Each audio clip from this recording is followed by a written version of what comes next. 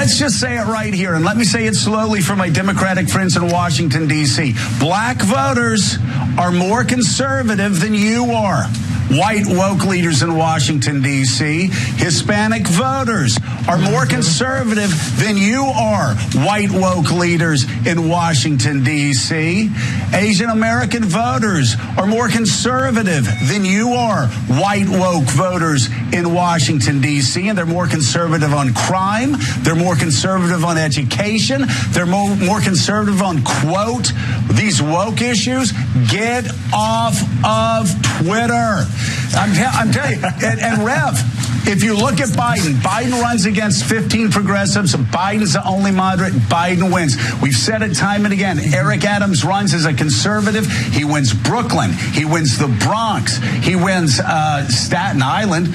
Surprise. He wins Queens as a conservative, as a centrist Democrat. There is some truth to what Joe Scarbrough is saying. I will elaborate on that in just a moment. But Waz, I'm curious what you thought of that kind of awkward segment, to be honest, with like, you've got Al Sharpton, like the look on his face as he's going on this like diatribe about wokeism is amazing.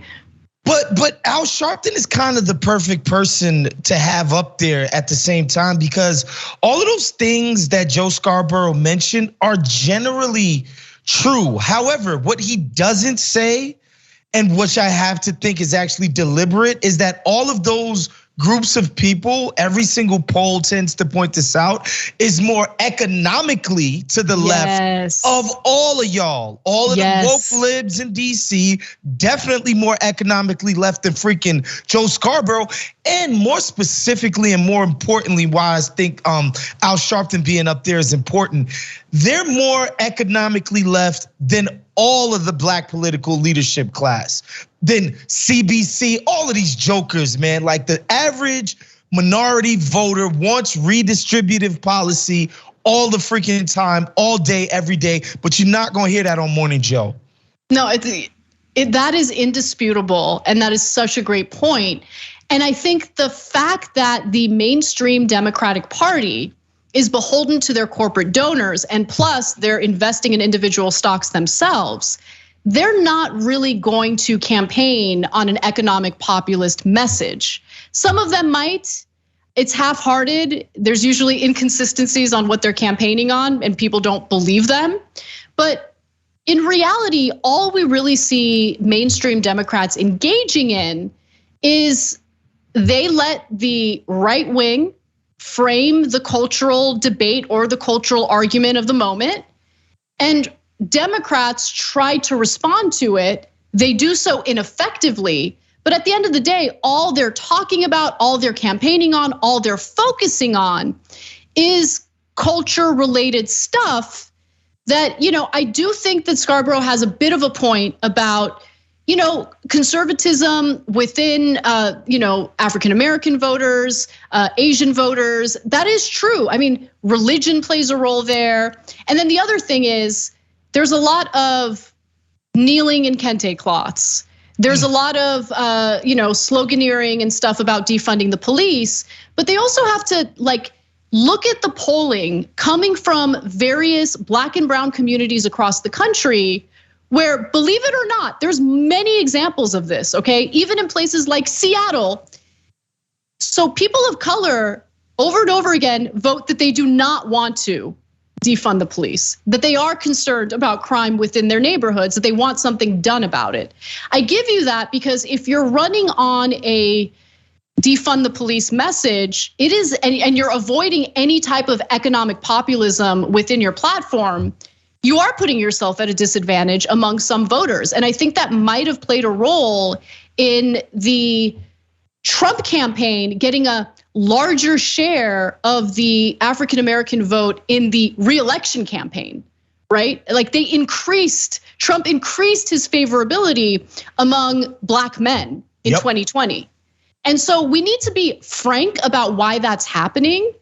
And we need to also not just assume the various communities are totally in line with what the Democratic Party or what Democratic activists are advocating for. We need to see what the polling indicates. And the fact of the matter is they want safe communities, which is exactly why during his State of the Union address, Joe Biden made a point to emphasize that he doesn't believe in defunding the police.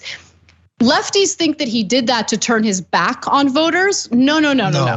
Can you elaborate on that, Waz? No, you're not turning your back on voters by basically, trashing one of the worst sloganeering campaigns I've ever heard in my life. Abolish the police, defund the police. That was toxic from the beginning. It was only common sense politics to be like, all right, we're getting rid of that. And what I will say to the woke Dems in Washington is that those people that Joe Scarbrough were alluding to, I think they're becoming aware of their class status.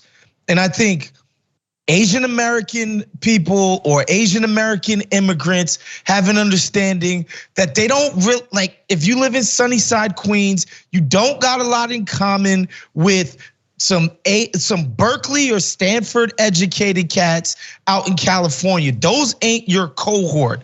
They don't have your same material needs. They don't have the same problems as you, right? And so all of that Hollywood representation and they dropped the Asian themed Disney movie and it's just the greatest thing. That's stuff from the Asian elite. Rank and file Asian Americans don't care about none of that. They care about making sure that their kids can get into the right schools and that they're set up to live a nice middle class life. They don't give a damn about this representation, equity BS that they always kick in the Democratic leadership, man. And I think the same can be said about black people when you talk about people voting for Trump, especially black males, et cetera, et cetera. Like they're becoming they're not as enamored of the black elite class and the black political class as our forefathers were. I just think they'd be smart to recognize that. Yeah, and look, one other point that I think is important to make is, you have to find the right way to respond to these issues because fact of the matter is we're experiencing a significant rightward shift culturally in this country because that's all that the right wing has chosen to campaign on.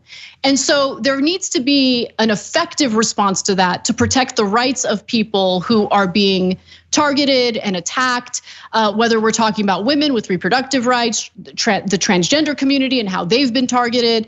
Like there needs to be a way to respond to this effectively. And really the only effective way to respond to it, if you ask me, is to provide something else, offer something else that's more appealing as the opposition party, as the Democratic Party. That would require them to cut ties with corporate donors and start pushing for economic policies that people do care about, while also fighting to protect the rights of people. Like, I don't like the idea of capitulating to the right wing as if that's the answer to what Democrats are experiencing or are very likely to experience in the midterm elections. Capitulating to the right wing on cultural issues is not something that I'm an advocate for. However, Democrats do need to offer something to voters. And so far, what have they offered?